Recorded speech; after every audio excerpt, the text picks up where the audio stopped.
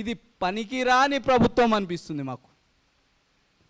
ఎప్పుడో రిప్రజెంటేషన్స్ ఇస్తే ఇప్పటి వరకు ఆ రిప్రజెంటేషన్ మీద ఒక్క చర్య కూడా లేదు. 2 ఏళ్ళు గడుస్తున్నా ఒక్క చర్య లేదు. 3500 మంది అడ్డదారిలో వచ్చిందని రిప్రజెంటేషన్ ఇచ్చినాం, విత్ ప్రూఫ్స్ ఇచ్చినాం.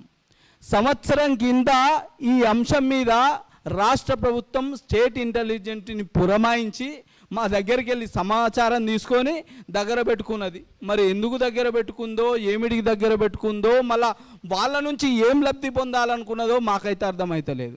ఇక రాష్ట్రంలో విద్యా వ్యవస్థ ఉంది అంటే విద్యా వ్యవస్థ లేదు, విద్యా అవస్థ ఉంది, వ్యవస్థ లేదు.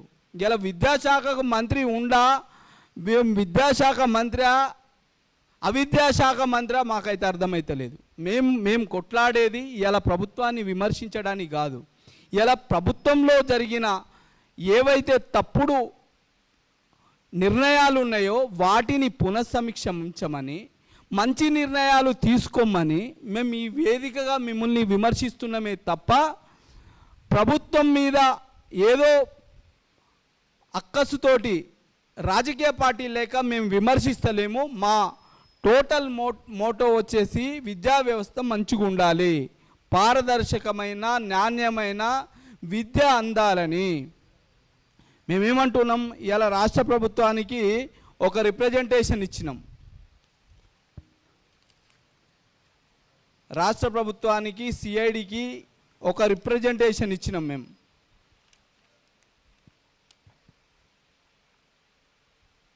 తేదీ 13/2/2024 రోజున సిఐడికి ఇచ్చినాం రిప్రజెంటేషన్. సిఐడి వాళ్ళు ఏం చేసిండ్రు, ఇది ఇంటర్మీడియట్ ఎడ్యుకేషన్ కమిషనర్కి ఒక లెటర్ పెట్టిండ్రు. ఒక 13 మంది తప్పుడు సర్టిఫికెట్ల మీద వచ్చిండ్రు. వీళ్ళకి కనీస విద్యార్హతలు లేవు. వీళ్ళు వాళ్ళ ఏజ్ని దిద్దుకున్నారు, వాళ్ళ ఏజ్ని దిద్దుకున్నారు. వాళ్ళ సర్టిఫికెట్లు ఏదైతే జిరాక్స్ సెంటర్లలో తెచ్చిండ్రు, అదర్ స్టేట్ యూనివర్సిటీలలో చదువుకొని వచ్చిండ్రు అని ఒక రిప్రజెంటేషన్ ఇస్తే వాళ్ళు కమిషనర్ గారికి రికమెండేషన్ చేస్తే ఇప్పటి వరకు దీని మీద నిర్ణయం లేదు. ఇప్పటి వరకు మరి ఈ మాటలు మేము మాట్లాడకపోతే ఏం మాట్లాడాలి అనేది ఈ రాష్ట్ర ప్రభుత్వానికి మేము విజ్ఞప్తి చేస్తున్నాము. ఇదే రిప్రజెంటేషన్ మీద మీరు తీసుకున్న చర్యలేంది అని ఆర్టీఐ యాక్ట్ కింద అడిగిన, ఎప్పుడు 4/12/2024 రోజున అడిగిన, అప్పీల్ కూడా పెట్టిన. నేను అప్పీల్ కూడా సమాధానం ఇవ్వలే. అంటే ఇంటర్మీడియట్ విద్యా వ్యవస్థలో ఎంత అవినీతి ఉందో మనం అర్థం చేసుకోవచ్చు. దీని ద్వారా మేమేమంటున్నాము, సుప్రీంకోర్టులో ఒక ఇష్యూ పెండింగ్ ఉంది, స్టేటస్ కో ఉంది. సుప్రీంకోర్టు పెద్దదా, హైకోర్టు పెద్దదా ఈ దేశంలో అంటే సుప్రీంకోర్టు. నేను అదే చెప్తున్నా, ఇలా ఏదైతే కాంట్రాక్టు ఉద్యోగుల క్రమబద్ధీకరణ మీద జియో నెంబర్ 16ని కొట్టివేస్తూ రాష్ట్ర ప్రభుత్వము ఒక ఆర్డర్ జారీ చేసింది. రాష్ట్ర హైకోర్టు ఒక ఆర్డర్ జారీ చేసింది. ఆర్డర్ జారీ చేస్తూ ఇప్పటి వరకు రెగ్యులరైజ్ అయిన 5050 మందిని అట్లనే ఉంచండి అంటే వాళ్ళని రెగ్యులరైజేషన్ చేసి శాశ్వత ఉద్యోగులుగా ఉంచమన్నదా, లేకపోతే కాంట్రాక్టు ఉద్యోగులుగా ఉంచమన్నదా ఏం చెప్పకుండానే ఒక ఆర్డర్ పాస్ చేసింది. దాని మీద మేము సుప్రీంకోర్టుకి వెళ్ళినాం. 8250/2025లో మేము సుప్రీంకోర్టుకు పోతే సుప్రీంకోర్టు ఒక స్టేటస్ కో ఇచ్చింది. స్టేటస్ కో పెండింగ్లో ఉండగా ఇంటర్మీడియట్ ఎడ్యుకేషన్ ఏం చేసింది, వాళ్ళకు సంబంధించి ఎవరైతే కాంట్రాక్టు లెక్చరర్లకు సంబంధించిన ఫస్ట్ ఇంక్రిమెంట్ కానీ సెకండ్ ఇంక్రిమెంట్ కానీ వాళ్ళ సర్టిఫికెట్లకు సంబంధించి కానీ ఇగో ఉత్తర్వులు జారీ చేసింది. స్టేటస్ కో ఉండగా స్టేటస్ కో మెయింటైన్ చేయాల్సింది పోయి ఇలా ఇంటర్మీడియట్ కమిషనర్కి వాళ్ళ మీద ఉన్న ప్రేమేందో మాకు అర్థం కాలే. కానీ ఇలా ఆర్డర్లు పాస్ చేస్తూ సెకండ్ ఇంక్రిమెంట్ ఇస్తూ సిద్దిపేట కళాశాల ఒక కళాశాల ఇస్తూ ఆ ఉత్తర్వులు జారీ చేసింది. ఇది మరి కంటెంప్ట్ అవుతుందా కాదా అనేది విద్యాశాఖ చెప్పాలి. విద్యాశాఖకు అనుబంధంగా ఉన్న ఎవరైతే జీపీలు కానీ వాళ్ళ అడ్వకేట్లు కానీ చెప్పాలి. ఇట్లాంటిది ఏం లేదు. ఇదే ఇష్యూకు సంబంధించి టెక్నికల్ ఎడ్యుకేషన్ అనేది సుప్రీంకోర్టుకి వెళ్ళింది. ఎందుకు వెళ్ళింది అంటే ఇదే రెగ్యులరైజేషన్ అయిన దానిలో 5 అదర్ స్టేట్ యూనివర్సిటీ నుంచి సర్టిఫికెట్లు కొనుక్కొని వచ్చిండ్రు, స్టడీ సెంటర్లలో తీసుకొచ్చిండ్రు సర్టిఫికెట్లు అని వాళ్ళని ఆపితే 5 హైకోర్టుకి వెళ్తే హైకోర్టు రెగ్యులరైజ్ చేయమని చెప్తే ఇదే టెక్నికల్ ఎడ్యుకేషన్ సుప్రీంకోర్టుకి వెళ్ళింది. సుప్రీంకోర్టు డైరీ నెంబర్ 7383 ఆఫ్ 2025 రోజున కేసు ఫైల్ చేసింది. టెక్నికల్ ఎడ్యుకేషన్ కేసు ఫైల్ చేస్తే దీనికి మూలాధారమైన కారణభూతం ఏంది అని అడిగితే ఇంటర్మీడియట్ ఎడ్యుకేషన్లో ఇదే అంటే ఎడ్యుకేషన్ డిపార్ట్మెంట్లో ఒక విభాగంలో ఇంటర్మీడియట్ ఎడ్యుకేషన్లో ఇంతమందిని రెగ్యులరైజ్ చేసిండ్రు, 368 మందిని అదర్ స్టేట్ యూనివర్సిటీలలో నుంచి వచ్చిన వాళ్ళని రెగ్యులరైజ్ చేసిండ్రు, మమ్మల్ని కూడా రెగ్యులరైజ్ చేయాలి అనే ఉద్దేశం కొద్దీ వాళ్ళని హైకోర్టును ఆశ్రయించిండ్రు. హైకోర్టు ఈ ఆర్డర్ పాస్ చేసింది. ఇది తప్పు. Yashpal versus state of Chhattisgarh అనే కేసులో అదర్ స్టేట్ యూనివర్సిటీలో చదివిన డిస్టెన్స్ ఎడ్యుకేషన్లు కానీ స్టడీ సెంటర్లో చదివిన డిస్టెన్స్ ఏవైతే స్టడీ సర్టిఫికెట్లు కానీ ఏవి చెల్లవి అని ఉత్తర్వులు పాస్ చేసింది. కాబట్టి వీళ్ళ నియామకాలు రద్దు చేయమని అడిగింది. మరి పక్క డిపార్ట్మెంట్లో ఉన్న ఇంటర్మీడియట్ ఎడ్యుకేషన్లో ఎంతమందిని రెగ్యులరైజ్ చేసిండ్రో డాటా ఇవ్వమంటే వాళ్ళకు ఒక కౌంటర్ వేసిండ్రు. కౌంటర్ వేస్తూ అదర్ స్టేట్ యూనివర్సిటీలలో చదివిన వాళ్ళు 131 మంది అక్కడ పోయి చదివచ్చిండ్రు, 67 మంది స్టడీ సెంటర్లో తెలంగాణ రాష్ట్రంలో ఉన్న స్టడీ సెంటర్లలో చదివినరు అనని వీళ్ళు తప్పుడు నియామకాలని ఇదే గవర్నమెంట్ కౌంటర్ వేసింది, ఇదే విద్యాశాఖ కౌంటర్ వేసింది. మరి ఇట్లాంటి తప్పుడు సర్టిఫికెట్లతోటి నియామకాలు పొందిన వాళ్ళని కొనసాగించుకుంటూ జీతాలు ఇస్తూ విద్యా వ్యవస్థని నాశనం చేద్దామా? ఇలాంటి వాళ్ళని తొలగించి ఈ రెగ్యులరైజేషన్ ప్రాసెస్ని రద్దు చేస్తూ విద్యా వ్యవస్థను కాపాడదామా? అందుకనే నేను ఈరోజు ఏమన్నా అంటే విద్యాశాఖకు మంత్రి లేక ముఖ్యమంత్రి 4-5 శాఖలను నిర్వహించడం వల్ల విద్యాశాఖని పూర్తిగా సంపూర్ణంగా చూడలేకపోతుండు. కాబట్టే ఇలా అది అవిద్యాశాఖ అయింది. కాబట్టి ఈ విద్యాశాఖలో జరిగిన అవినీతి అక్రమాలు గత ప్రభుత్వంలో జరిగినాయి, మీ ప్రభుత్వంలో జరగలే. గత ప్రభుత్వంలో జరిగిన ఈ నియామక ప్రక్రియను పునఃసమీక్షించడానికి మీకున్న నొప్పేంది అని అడుగుతున్నా. నేను అడుగుతున్నా, ఇలా ముఖ్యమంత్రి గారు రాజస్థాన్ ఐఏఎస్సి ఈ యూనివర్సిటీ లేదు, దీన్ని సుప్రీంకోర్టు రద్దు చేసింది, వీడు కొనసాగుతుండు. ఏం విద్యా బోధన చేస్తాడు ఈ టీచరు? నువ్వు చెప్పు ఒకసారి. ఈ లెక్చరరు ఏం విద్యా బోధన చేస్తాడు? ఇది ఎక్కడా ప్రింట్ చేసుకొచ్చిండో కనీసం పునఃసమీక్షించాల్సిన అవసరం లేదా? నేను అడుగుతున్నా.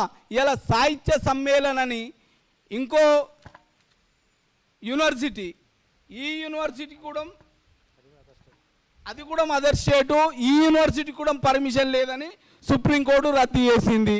అయినా దాన్ని కొనసాగిస్తుండ్రు. డీమ్డ్ యూనివర్సిటీ ఏంటంటే ఏ రాష్ట్రంలో డీమ్డ్ యూనివర్సిటీ చేస్తే ఆ రాష్ట్రంలోనే పనిచేయాలి. 1, 2 విత్ ఇన్ ద క్యాంపస్లోనే వాళ్ళు కోర్సులను ఇచ్చుకోవాలి. డిస్టెన్స్ కోర్సులు ఇచ్చే అర్హత లేదు ఈ డీమ్డ్ యూనివర్సిటీకి. మరి ఇట్లాంటి తప్పుడు పత్రాలు పట్టుకొచ్చి తప్పుడు సర్టిఫికెట్లు పట్టుకొచ్చి ఇలా విద్యా వ్యవస్థని విద్యా అవస్థగా మారుస్తుంటే ఏం చేస్తున్నాం మనం?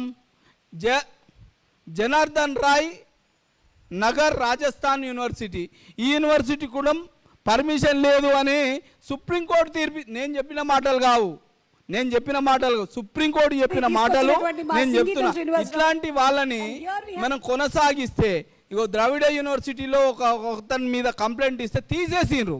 మరి ఈయన తీసేసినట్టు మిగతా వాళ్ళని ఎందుకు తీసేయరు అని అడుగుతున్నా నేను. ఇలా వీళ్ళకి ఎందుకు ముందు వరుసలో మీరు కూకుండా పెడుతుండ్రు అనేది మేము ఇలా నోటిఫికేషన్, ఒక్కొక్క నోటిఫికేషన్ ఇలా జూనియర్ లెక్చరర్ నోటిఫికేషన్ 14 ఏళ్ళ తర్వాత వచ్చింది. 14 ఏళ్ళ తర్వాత వచ్చింది. డిగ్రీ కాలేజ్ లెక్చరర్ 14 నుంచి 16 ఏళ్ళు అవుతుంది. 2022లో నోటిఫికేషన్ ఇస్తే ఇప్పటి వరకు అప్లికేషన్ విలువలే ఇవ్వాల. మీరు ఇచ్చే 44 ఏళ్ళ వయసు సరిపోదని చెప్తున్నా నేను ఇవాళ ఈ ప్రభుత్వానికి. అడగకుండానే ఉద్యోగుల వయసు పెంచినప్పుడు, అడగకుండానే నిరుద్యోగులకి ఏదైతే ఉద్యోగ వయో పరిమితి పెంచమని మేము అడగాలా మిమ్మల్ని? ఒక్కొక్క నోటిఫికేషన్కి మధ్యలో 5 ఏళ్ళు 6 ఏళ్ళు 4 ఏళ్ళు గ్యాప్ ఉంటే నిరుద్యోగులు ఎట్లా చదువుకుంటారు, ఎట్లా కాంపిటేటివ్ ఎగ్జామ్స్కి ప్రిపేర్ అవుతారు అనేది ఇలా ప్రభుత్వాలు గమనించాలి. అది కాదని ఇలా అవుట్సోర్సింగు, కాంట్రాక్టు, గెస్ట్ ఫ్యాకల్టీ, ఇంక ఇతరత్ర నియామక ప్రక్రియ ఏదైనా అది దొడ్డిదారి ప్రక్రియనే అవుతుంది తప్ప అది డైరెక్ట్ రిక్రూట్మెంట్ అయితే లేదు. ఏ సంవత్సరానికి ఆ సంవత్సరం ఇవాళ మీరు నోటిఫికేషన్ లేసి నింపుంటే ఈ చెత్తని, ఈ పెంటని మన నెత్తి మీద పెట్టుకోవాల్సిన పనేముంది అని అడుగుతున్నా నేను. ఇవాళ ఈ పెంటని మోయడానికా మనం ఇవాళ? నేను అడుగుతున్నా, ఈ రాష్ట్రంలో పోలీస్ శాఖ ఉందా? నేను అడుగుతున్నా. అదే ఉత్తరప్రదేశ్ రాష్ట్రంలో క్రైమ్ను నియంత్రిస్తే మేము అప్రూవ్గా మారుతాము అని బోర్డులు పట్టుకొని గుండాలు, రౌడీలు, హంతకులు అప్రూవ్గా మారిపోతుండ్రు. మరి ఈ రాష్ట్రంలో ఏం నడుస్తుంది? ఈ రాష్ట్రంలో ఇంతమంది ఆర్థిక నేరగాళ్ళు, వీళ్ళంతా ఆర్థిక నేరగాళ్ళు. ఇలా మా సొమ్ముతోటి, పేద ప్రజలు కట్టిన సొమ్ముతోటి ఇలా జీతాలు తీసుకుంటూ తప్పుడు సర్టిఫికెట్లతోటి, తప్పుడు నియామకాలతోటి నియామకం కాబట్ల వీళ్ళని కొనసాగిస్తుంటే విద్యా వ్యవస్థ ఎట్లా మెరుగుపడుతుంది అని నేను ఈ ప్రభుత్వాన్ని ప్రశ్నిస్తున్నా. నేను అడుగుతున్నా, ఈడ పోలీస్ వ్యవస్థ లేదు అనడానికి ఇలా 13/2/2024లో ఇస్తే వీళ్ళ మీద ఎంక్వైరీ చేయమని మేము చెప్తే ఇప్పటి వరకు చేయలేదు. వీళ్ళ మీద ఎంక్వైరీ అంటే ఇలా అవినీతి పరులకు ఇలా మనం రెడ్ కార్పొరేట్ వేస్తున్నాం కదా, రెడ్ కార్పొరేట్ వేస్తున్నాం మేము అవినీతి పరులకు. సో కాబట్టి నేనేమంటున్నా, మీరు ఇవాళ విద్యాశాఖ వ్యవస్థ ముఖ్యమంత్రి గారి చేతిలోనే ఉంటే నాణ్యమైన నిర్బంధ ఉచిత విద్య రావాలంటే ఇవాళ ప్రభుత్వ వ్యవస్థ బాగుండాలి తప్ప ఇలా ప్రైవేటు వ్యవస్థలు బాగుండాయి.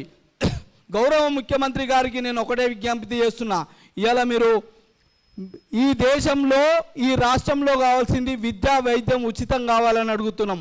వేరే అవసరాలు మాకు లేవు, వేరే ఉద్దీపన పథకాలు మాకొద్దు, మాకు ఉచితాలు వద్దు అని 1కి 2 సార్లు చెప్తున్నాం. మేమేమంటున్నాం, ఇవాళ ముఖ్యమంత్రి గారు ఇలా ప్రైవేటు స్కూళ్ళని ఓపెనింగ్ చేయడానికి కాదు నువ్వు పోవాల్సింది. ఇలా ప్రభుత్వ పాఠశాలని, కళాశాలలని, ఏవైతే ఇంజనీరింగ్ కళాశాలను ఓపెనింగ్లో పోవాలి. ఇలా ప్రభుత్వ వైద్యశాలల వైద్యం కోసం బొమ్మని ప్రోత్సహించాలి, ప్రభుత్వ వైద్యశాలలను సందర్శించాలి. కానీ ఇవాళ పని కట్టుకొని ప్రైవేటు ఆసుపత్రులను ఓపెన్ చేయడానికి పోతుండంటేనే ఇలా ప్రభుత్వానికి ఎంత చిత్తశుద్ధి ఉందో విద్య మీద, వైద్యం మీద మనం అర్థం చేసుకోవాలి. ఇప్పటికైనా మేము ఈ ప్రభుత్వానికి 2.5 ఏళ్ళ కాలాన్ని ఇచ్చినాం, సమయాన్ని ఇచ్చినాం. ఇకనైనా మీ లోపల మార్పు వస్తే మంచిది. మార్పు రాకపోతే గత ప్రభుత్వం మీద 10 ఏళ్ళు చేసిన పోరాటం ఎట్లుంటుందో అట్లా చేయాల్సి వస్తుంటుంది. ఇవాళ తెలంగాణ ఉద్యమంలో నీళ్లు, నిధులు, నియామకాలు అని మా ప్రాణాలను తీసుకున్నాం. ఇవాళ మేము కేసులను పెట్టుకున్నాం.